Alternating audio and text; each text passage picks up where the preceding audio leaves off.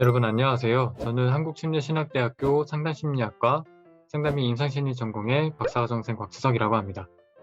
저는 오늘 엑셀로 하는 기술 통계 그리고 T테스트 하는 방법에 대해서 알려드리려고 합니다. 오늘 제가 여러분들께 알려드리는 건 연구 방법이나 이론적인 것들을 세밀하게 알려드리기보다는 철저히 엑셀로 기술 통계와 T테스트 하는 방법에 대해서 기술적인 것들만 알려드릴 겁니다.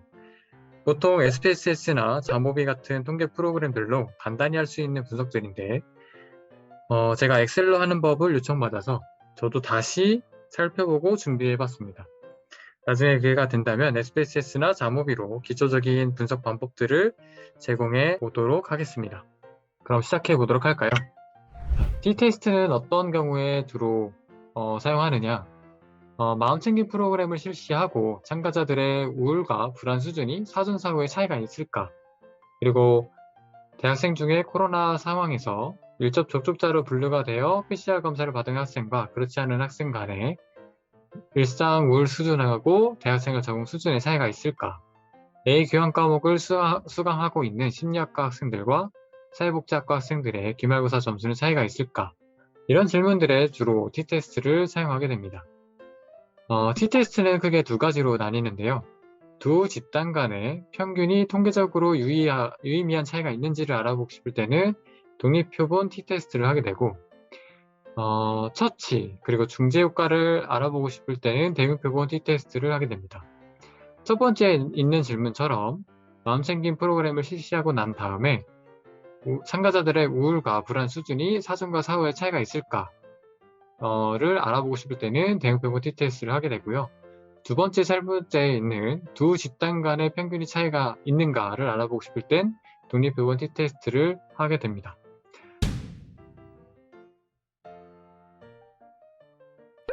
자, 엑셀로 T테스트를 하게 될 때는 조금 다른 부분이 있습니다. 일단 독립표본 T테스트를 하려면 기술 통계를 실시하고 난 다음에 등분산 검증을 하게 됩니다. 그리고 등분산 검증 결과에 따라서 등분산 T테스트를 하고 또는 이분산 T테스트를 하게 되는데요. 이 부분에 대해서는 뒤에 엑셀 화면으로 가서 자세히 알려드리도록 하겠습니다.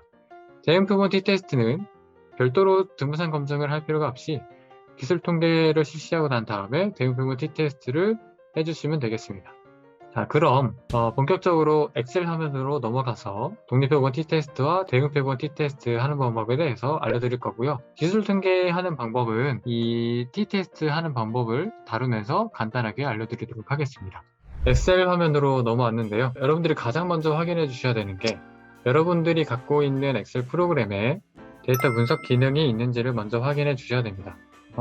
확인해 보려면 여기 위에 데이터 부분에서 이 우측의 분석 부분에 데이터 분석이 있는지를 확인해 주셔야 되는데요. 만약 이게 없다면 따로 설치할 필요는 없고 기능을 추가해 주시면 됩니다. 기능을 추가하는 방법은 여기 파일에 들어가셔서 옵션을 들어가시면 이렇게 옵션창이 뜨고 추가 기능 부분에서 여기 관리 부분에 엑셀 추가 기능 그리고 이동이 있습니다. 이동을 눌러주시면 이런 창이 뜨는데요. 여기서 분석 도구 팩 부분에 체크를 해주시고 확인을 눌러주시면 데이터 분석 기능이 생기는 걸 확인하실 수 있을 겁니다. 여러분들이 데이터 분석 기능까지 추가가 됐다고 하면 이제 본격적으로 T테스트를 시작해 보도록 합시다. 가장 먼저 독립표본 T검정을 먼저 해보려고 하는데요. 여러분들이 데이터를 얻게 되면 보통 이런 형태들의 데이터를 얻게 되실 겁니다. 아이디, 성별, 학년, 나이, 학과 그리고 밀접 접촉자로 판정이 되어 PCR 검사를 받은 경험이 있다. 1은 있다, 0은 아니다. 일상우울 척도를 가지고 문항 1번부터 17번까지 측정을 했고 그 다음에는 대학생활 적응 1번부터 18번까지 척도를 통해서 점수를 다 얻었습니다. 근데 이제 이 상태로 바로 분석을 할 수 있는 건 아니고요. 가장 먼저 해주셔야 될 건 여러분들이 측정한 그 척도에 총점을 먼저 구해주셔야 되는데요. 먼저 해보도록 하겠습니다. 두 가지의 척도이기 때문에 총점을 구해보려면 두 가지의 열을 만들고 여기에다가 일상 우울 총점 하고 이라고 하겠습니다. 총점을 구하는 방식은 함수를 이용할 건데요. 여기다 백스페이스 옆에 있는 등호를 하나 넣어주시고 여기에다가 sum 하면 인수들의 합을 구하는 함수가 나옵니다. 여기서부터 괄호를 여시고 일상후 1번부터 7번까지 한 다음에 여기 괄호를 닫아주십니다. 그러면 일상후 척도의 합이 68점인 걸 알 수 있고요. 똑같이 대학생활 적응 총점도 구해보도록 하겠습니다. 썸하고 대학생활 적응 1번 문항부터 18번까지 한 다음에 닫아서 총점을 구하겠습니다. 이렇게 얻어진 총점들은 아이디 1번에 해당하는 참여자의 일상후의 총점과 대학생활 적응 총점이 구해진 겁니다. 자, 이제 나머지 전체 연구 참여자분들의 일상후의 총점과 대학생활 적응 총점을 구할 건데요. 나머지는 간단합니다. 이렇게 두 가지를 드래그 하신 다음에 여기 우측 하단에 보시면 네모나게 있는 부분에 마우스를 갖다 대시고 쭉 눌러서 끝까지 드래그 해보겠습니다. 그러면 전체 연구 참여자에 대한 우울과 대학생활 적응 총점을 빠르게 구할 수 있습니다. 자, 이렇게 해둔 상태에서 가장 우리가 먼저 해야 될 건 기술 통계를 실시해 볼 건데요. 그래서 기술 통계는 자세히는 다루진 않을 건데 간단하게만 이렇게 하는구나 정도만 알고 가시면 되겠습니다. 우선 데이터 분석에 가셔서 데이터 분석을 누르시면 이런 창이 뜨는데요. 여기에 이쪽에 보시면 기술통계법이라고 있습니다. 그리고 확인을 눌러보겠습니다. 그러면 여기서 여러분들이 기술통계를 하고자 하는 범위를 설정해 주시는 건데요.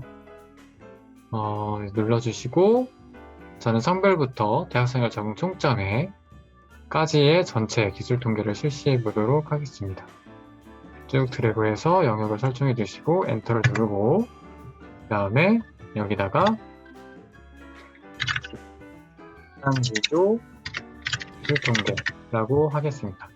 그런 다음 여기에 기술 요약 통계량에 체크해 주시고 확인을 눌러 주시면 또 다른 시트가 새롭게 생기면서 제가 설정한 범위의 전체 기술 통계 결과가 나옵니다.